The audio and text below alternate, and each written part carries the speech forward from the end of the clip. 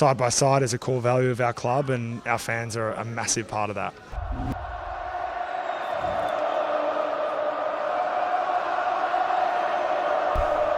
Hello and welcome to the Side by Side Footy Show, where today I will be covering all of the winners across the AFL season of 2025, ranging from the reigning premiers to the wooden spooners, as well as the individual accolades awards there is to be won. So let's get right into it. And starting us off will be the Rising Star Award. Now here are my top 4 picks for this award. I've got Sid Draper in 4th. I think Sid Draper from Adelaide, brand new player coming into the system. Obviously, it's going to be tough to really pick a winner here because you just don't know exactly who is going to be getting enough game time to potentially win the award. So that's why the ones I've gone for are ones that I think will get the most game time. Now, the one very obvious omission that I have is Levi Ashcroft. A lot of hype about him and his potential and everything. I just think in that Brisbane side, unless there was an injury, I can't see him getting into the team enough for him to win the Rising Star Award. I can see him getting a few games here and there, but unless there's a major injury, I just don't think he's going to feature enough to potentially win it. Could be wrong, but that's just my pick. But if I was to have him in, I would have him in my top 5, not quite top 4. In 4th spot, I've got Sid Draper, Adelaide, from the Adelaide Crows. Look, I just think this guy, he's got a good build on him. Midfielder, forward type, where I think Adelaide are towards the bottom of the ladder, where they can risk sort of, trying out youth and stuff like that.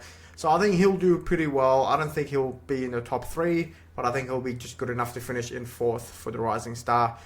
Following him is Samuel Laylor, the number 1 draft pick in 2024. Now, again, this is a player I think will probably feature a lot more. I could have easily had him second, to be honest. I probably should have had him second. But I just think overall, he's stepping in to the bottom team, basically, who I think is going to be the bottom team. But that's for later. But, so I just don't see him. I see him doing really well and getting a good amount of game time. But obviously with Richmond, unless he's an outright undeniable star. But I think he's got a lot to build on himself. So it might be a little while before he gets there, but look out for him. He'll definitely be a good player. And then following him is Jagger Smith. Now, obviously, this guy's definitely not built for the AFL yet, but I think he's a very good player, and I do think he has a shot. Knowing Carlton and the injuries, there's going to be a lot of questions about whether or not they're going to be needing players like a youth player like him, who is a very good ball user, can play off halfback. Obviously now with Nick Newman injured for the year, so there's that potential that he could feature more than what we might think. And I think they'd want to play him as soon as possible as well. But that leaves us with my top pick and my winner of the Rising Star Award. And this might be a bit controversial, but I think Isaac Kako. Now, I might be a bit biased in saying that because I did watch this guy grow up playing youth footy at EDFL level, and I just know what he's capable of. He's a very, very good player.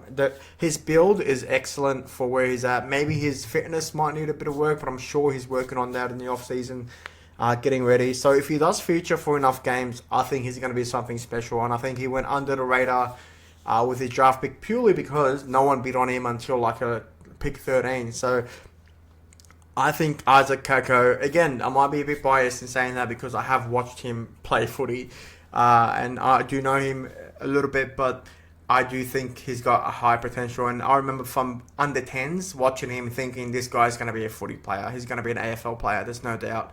And a lot of people would have felt the same way watching him growing up. So Isaac Kako is going to be my pick for the Rising Star Award.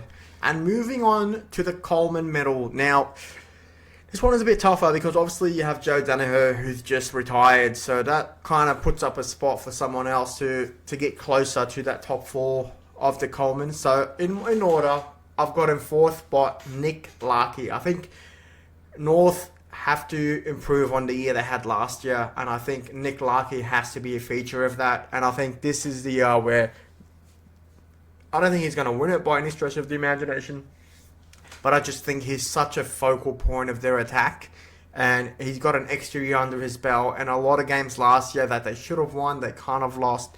So I just think they're going to win more games. He's going to be able to kick more goals. And obviously now you've got Luke Parker coming in there and Caleb Daniel, who are just going to help that delivery inside 50. And, when he gets good delivery, he's gonna show up and he's going to make the most of it. So I do think he's going to finish quite higher up.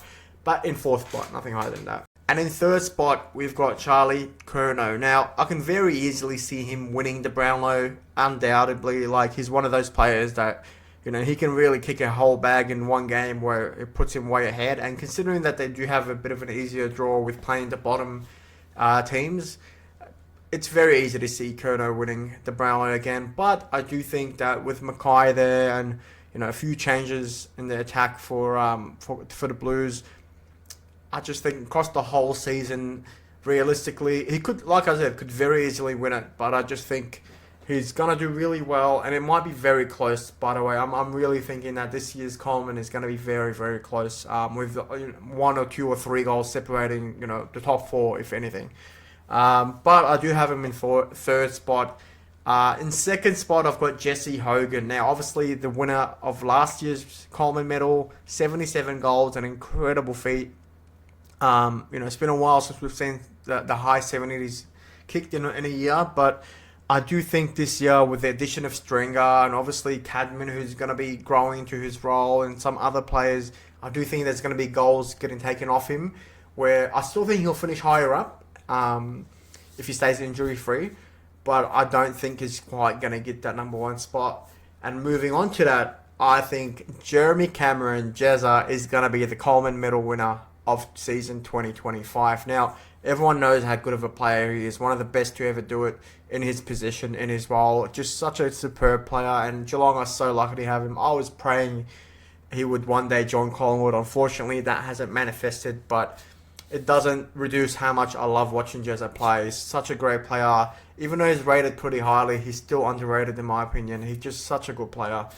Good to watch and just a leader. And really, I think this year, with the addition of Bailey Smith in that midfield, where they're going to get better delivery, they're going to be on the ball more. And if you get the hands, if you get that ball forward, Jezza's going to be there and he's going to be able to kick goals, bags of goals consecutively. That's my prediction for the Coleman Medal of 2025. And now, the Brownlow Medal. So this one's a bit tough because there is a bit of bias. Obviously, last year Cripps won it, absolutely deserved it. There's no doubt about that. No one can argue with that. But Dacos, who is my goat, finished right behind him.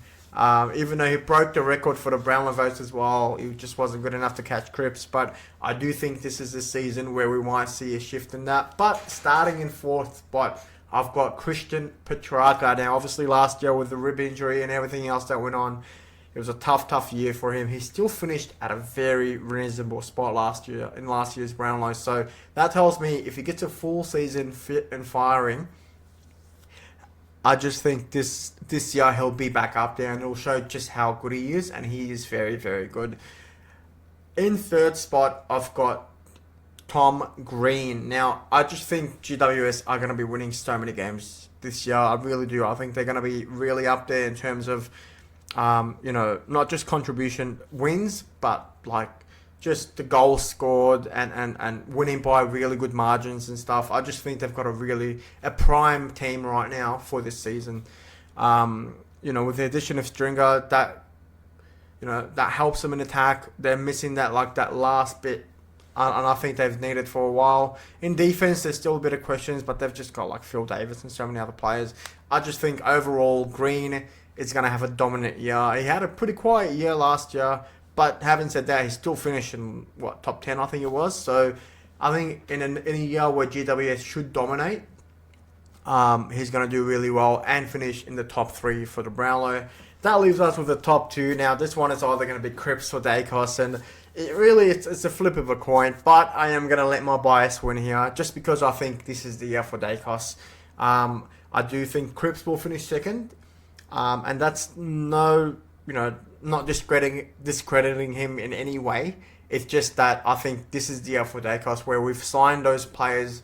Collingwood have signed those players that we've needed to sign to really elevate us to the next level, to win the ball out the back, to be able to deliver it forward to the middle or forward line where Dacos is going to rule the ball. I think he's going to be hungry to win it this year. Obviously, he wants to win a flag way more than he wants a Brownlow, but I just think it's going to be very hard to go against Nick Dacos this year. If Collingwood are playing well, and according to my ladder prediction, which you can check out in the description below, if Collingwood finish in the top 4 as I have him predicted to, I think he's going to be a big part of that, and I think it's going to be undeniable, almost undeniable for him to win it this year. You never know. I could definitely see Cripps winning it. There could be some other smokers here and there, but I just think overall these are the players that I'm going to go for. So yeah, Dacos winning the Brownlow for season 2025. I mean, look, there's a lot of signs around here that can tell you I might be biased in saying that, but it's very hard to argue against it. You can, argue against it undoubtedly. People saying he gets soft touches and whatnot, but I just think he's such a great player, and you really have to watch him in person to really appreciate what he does and how he covers the ground. And it's an extra year under his belt, more experience, and I just think Collingwood right now, we're entering that stage where we're really primed to benefit Dacos and him benefiting us as much as possible. So yeah, Nick Dacos to win the Brownlow Medal for season 2025. Moving on. Now, what we've got left is the spoon. So obviously this one is not tough. It's really got 2 picks, either Richmond or West Coast. I just think overall, with the fact that Richmond have a very young team and they've lost some massive players, Shai Bolton, Rioli, and then you've got Dusty who retired. Like it's massive losses, and it's going to be really hard to cover for that. I do think that their coach isn't quite that good, to be honest. So I think it's very hard to argue against Richmond finishing on the bottom of the ladder and winning the wooden spoon. Now, having said that, I can definitely see West Coast. I think it will come down to those games between West Coast and Richmond.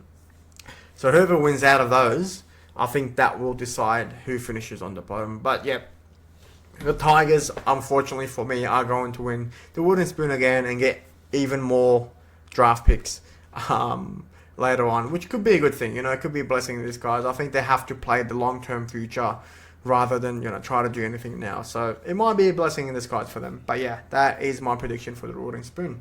And finally, the reigning premiers. Now, God, I might get a lot of stick for this if anyone is watching this. But I do think that this is, for me this year, if I had to predict the grand final, it's between 3. It's GWS, the Lions, Collingwood. Now, again, there's going to be a lot of bias in that. A lot of people might look at it like, oh, you're a Collingwood supporter. I just think this is the season for us.